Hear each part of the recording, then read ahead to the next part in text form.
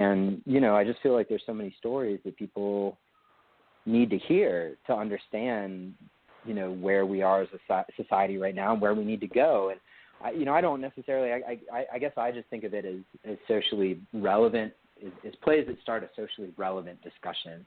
And I think a huge part of that is our artistic director, Patrick Torres, who's really, really great kind of partner and collaborator, and he finds those scripts, and then I kind of work to, help him, I just work to champion those ideas and try and find, the right kind of partners so that when we do those plays, we have good conversations. You mentioned Sherry Holmes. Sherry's amazing. Yes. I love what Triangle Friends of African American Arts do, and so we've done an event with them 3 times now that's like a African American theater preview event, where, actually I heard you last week talking about Worried 2.0, and yes. Hassan was part of that event as well, which was really cool. So, I love those kind of partnerships because I think that's huge. As theaters, we need to be in dialogue with the artists like Renee and like Hassan, who are writing work and who are producing interesting new work, and and helping them find audiences, introducing them to our audiences. Obviously we like to produce plays by Mike and guys like that. There's other local playwrights who, we know well and would like to do more of their work, because I think all that stuff is really what makes theater alive and relevant.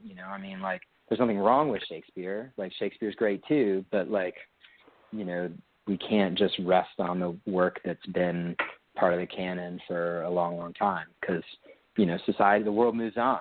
The world is, faces similar but different challenges, and, those voices have to be heard.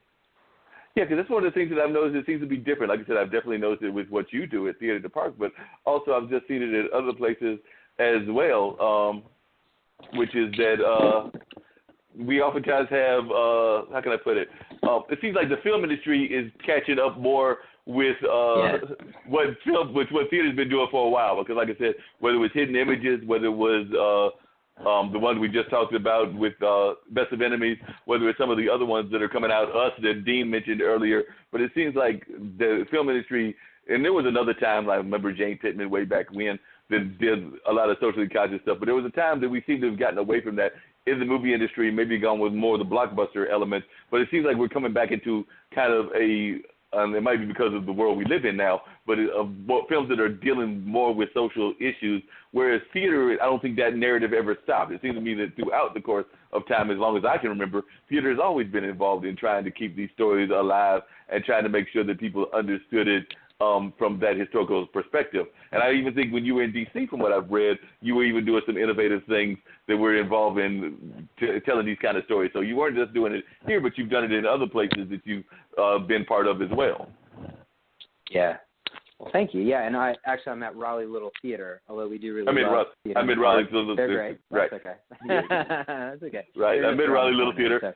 So, yeah. Sometimes. But yeah, you're right, and I think that's a really interesting topic because, just thinking, I think you're right that some of the kind of studios have seemed to kind of catch on a little bit more in the last few years, or at least the Academy has. But it's always, I think, interesting. Those of us who work in theater think a lot about where trends in the film industry are relevant and where they're not. And theater is basically just a money-losing enterprise. Some people figure out how to make money in theater, but most of your theaters in the United States are nonprofit because theater is just not a way to make any kind of money because it takes tons of people, and at the end of the day, what you're doing is has a very finite cap how many people can see it and how much they're willing to pay for it. So, but at the same time, theater is a lot cheaper to produce than film for the most part, and at least unless you're talking about really large-scale theater. So it means that you can kind of, theater, I think you're right, the theater has been more responsive to what is happening in the world because the capital costs are so much lower. So, it's easier to take a chance on a lesser-known playwright or on something really new than some of the studios are willing to do. But, then the downside is, there's a real kind of like Hamilton is an amazing piece of art. It's possibly obviously I'm just like preaching to the choir, but one of the most incredible pieces of art it's probably the best piece, one of the best pieces of art, if not the best piece of art this century so far. But that's like one in a million, like with the commercial success of that. And that speaks to, a lot of vision and a lot of really great collaboration. But like, we could live the rest of our lives and not see another play that does that well, and most theater just doesn't ever kind of reach those levels of popular acclaim because it doesn't have the kind of built-in advantages of film, and we all talk about it a lot, like, well, what does the future of technology mean for our art form? And it's, there's possibilities of like streaming things and stuff, but it's not the same. It's really supposed to be a live experience. So it's interesting. Like, I think you're right that that theater is ahead of film in some ways, but I think that we also don't have the ability to impact things with a few rare exceptions that film does. So we kind of play different roles in the market, I guess, is what I'm trying to get at. Okay. But and you just mentioned it earlier because you're so right.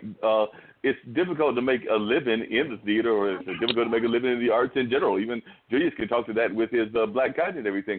So how do you encourage people to actually be able to succeed and thrive? Like I said, they might not be able to become rich, but we know a lot of times theater people, even people in executive positions, wind up having to work second and third jobs and things of that nature. So I was just wondering, when you talk to people and you talk to even kids, because I know sometimes you're probably going into the school systems, or the school system is coming to Raleigh Little Theater, and I'm sure that there's always the kid that wants to be, the next great actor. So it's like being the next great athlete, the next LeBron. They want to be that person that they see on the big screen, but they also understand that they might have to be in theater until that happens, or if that happens. But how do you encourage them to understand that it's going to be a struggle and that that's part of the conversation? So I was just wondering, what is some of that story that you tell them when you're talking to them? Like I said, you came out of it, you were an intern, like you mentioned, at the Arts Council, and then you've done it throughout your life. But I was just wondering, how do you, when you're talking to other people that might think of this as a career, how do you encourage them, or what warnings do you give them?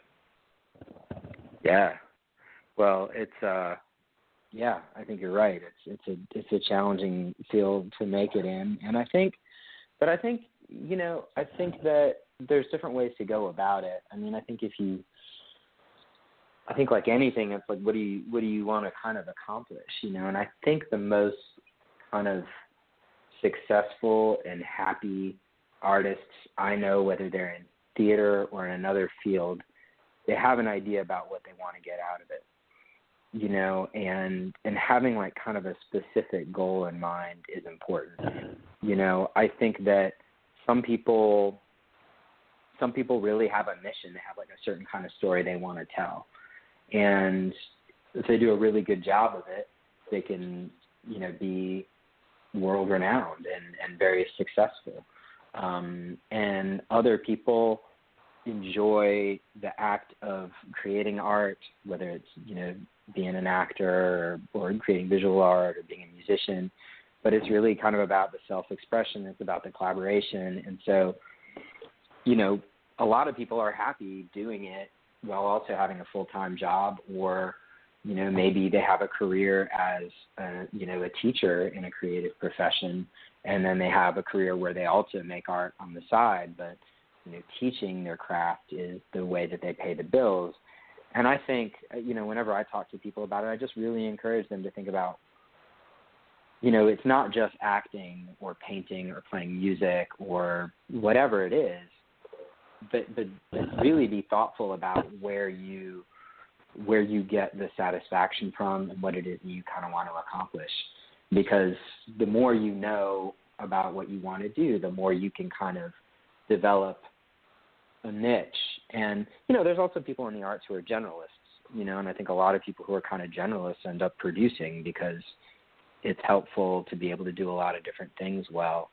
But, I've seen people who are really happy, who are, teaching most of their time in performing a little bit. And I've seen people who are, really unhappy who are performing all the time but not getting the recognition that they desire. And so there's different, for everybody, that kind of equation is a little bit different. And the more you kind of are self-aware to know what it is that you want to accomplish and how you want to make an impact, the more likely you are to be able to be successful, I think.